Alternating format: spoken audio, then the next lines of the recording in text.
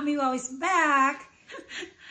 We just got home from doing all those errands and we just ate. So, napag-desisyon na namin mag-relax-relax na lang muna dito sa couch at saka gagawa tayo ng episode na Tara, usap tayo, Vera.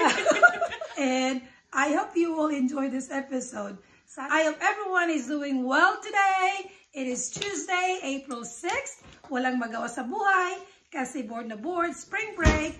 Kaya, usap tayo with Vera Oberg!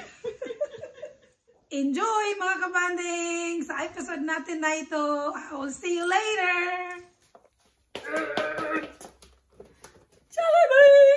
But it's been a year and a half.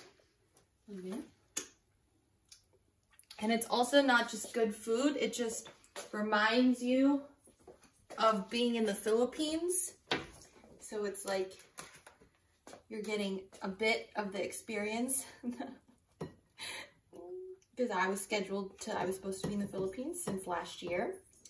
But of course, pandemic, di kayo pwedeng mag-travel. This is a really not good way of moving over the spaghetti. Now, let me just heat it up and then... Pakainin muna natin itong ating special guest sa episode ko na ito kasi gutom daw siya. Kahit kakakain lang namin, gutom na rin. Eh, kumain ka din eh. Leftover lang naman yung kinain ko, Day. Kumain ka rin. Oh, sige, kain ka para pag-usap natin. Busog.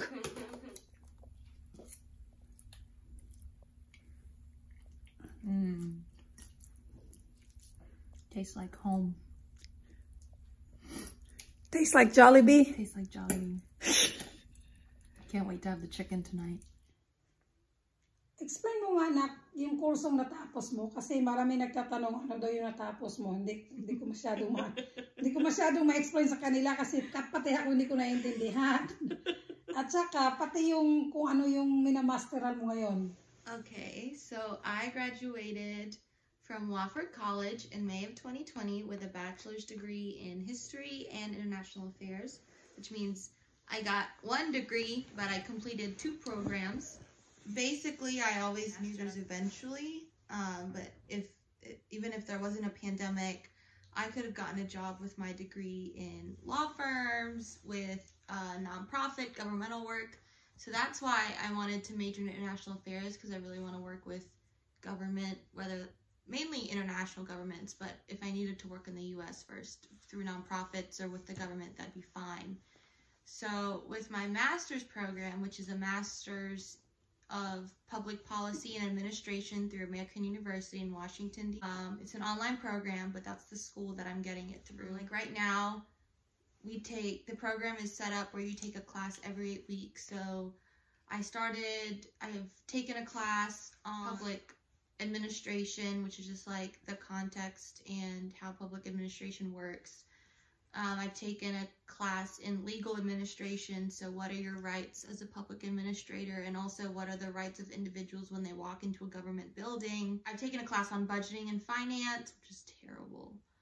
I've taken... Budgeting and finance? Yeah. You learn how to budget? Yeah, because public administration, to get all the public services you get for, I don't know what public services, well, you're a teacher. So in order to get your salary from the government, somebody is in some office doing all that numbers. I learned how to do that. I don't want to do it again, but I learned how to do it, and I made an A in the class. Yay! As usual. Yeah, I'm taking a class on organizational analysis, so like how within organizations, so like essentially nonprofits, but also for-profits,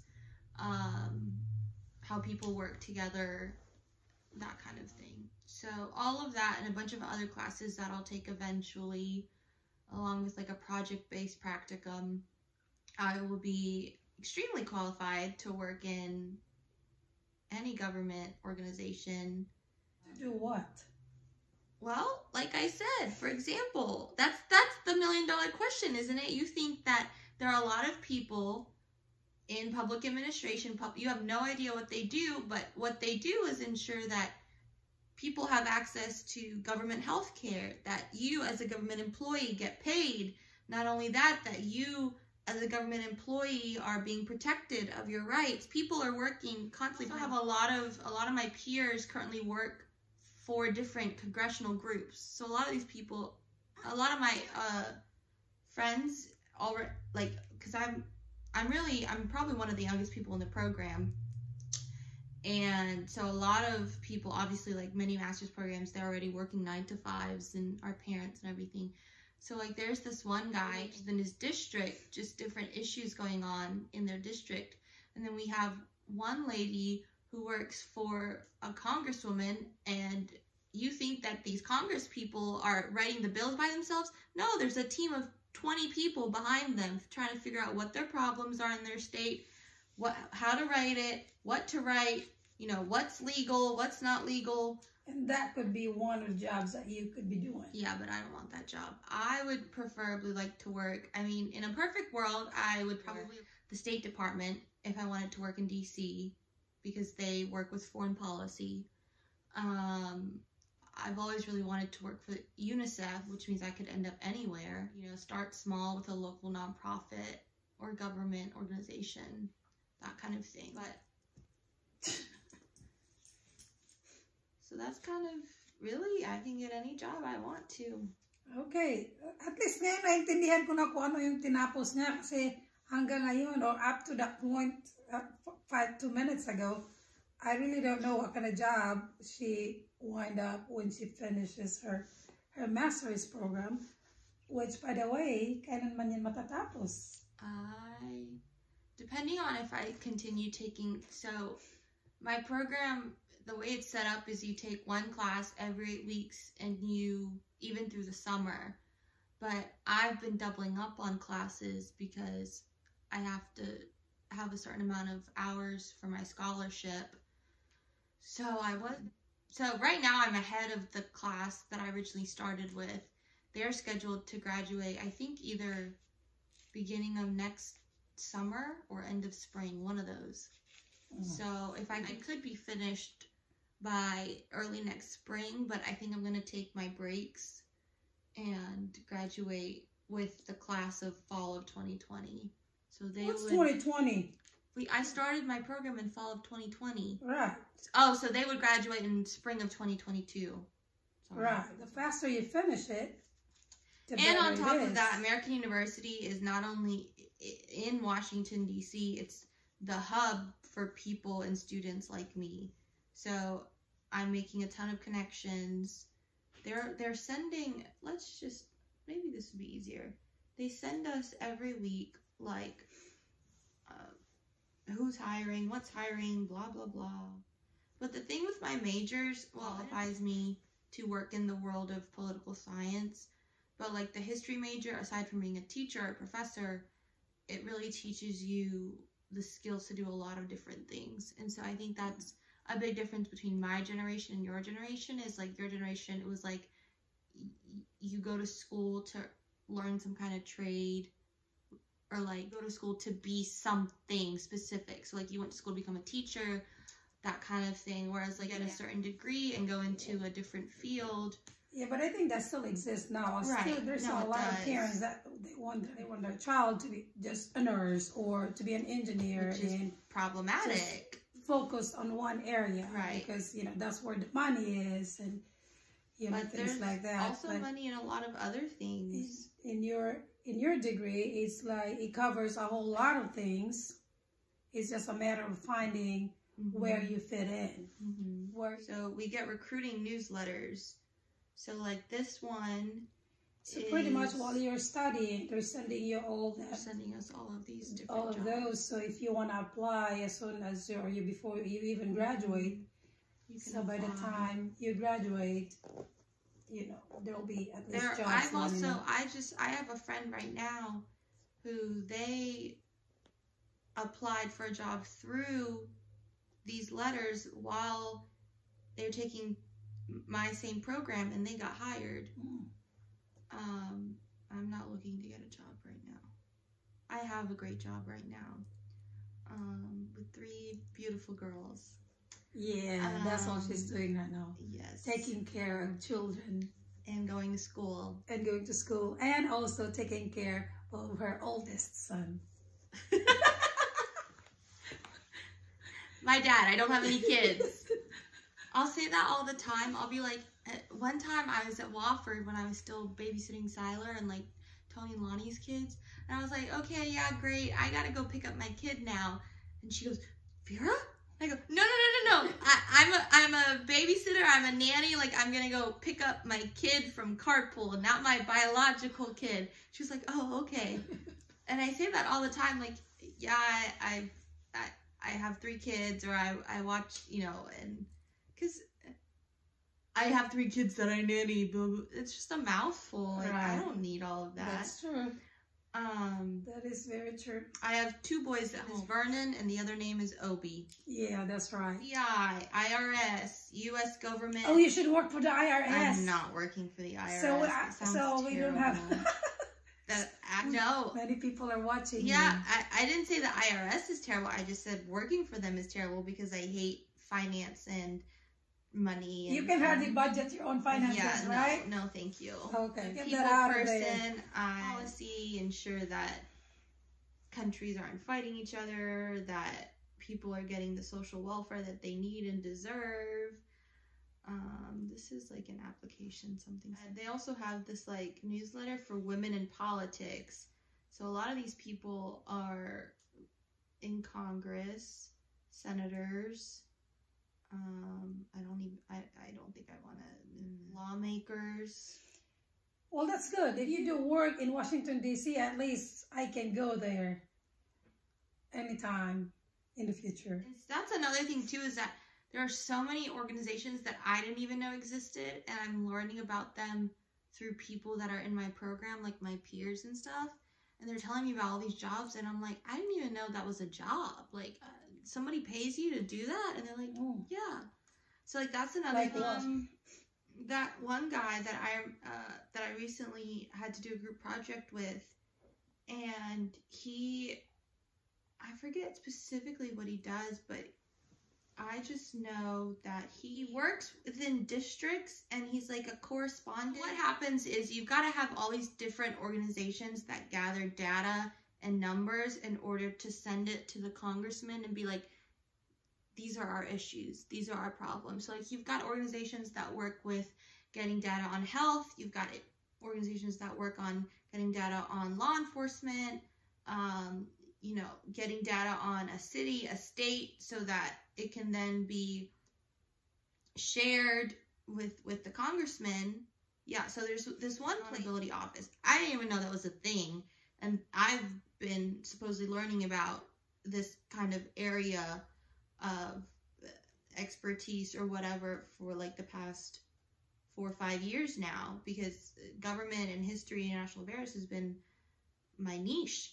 But there's this government accountability office, and what they do is they are a nonpartisan information agency that provides auditing, evaluation, and investigation services to the Congress.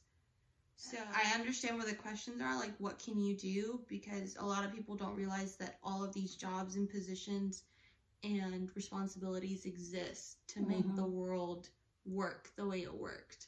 Well, thank you for sharing. I have learned a lot, and I'm sure those ones that have asked me those questions, now they have an idea on what kind of job you will get in the future. If it makes you feel any better, I don't specifically know what I'm going to be doing or where I'm going, but I am just working towards getting the qualifications to work in the realm of government, nonprofit, international world that I want to be in.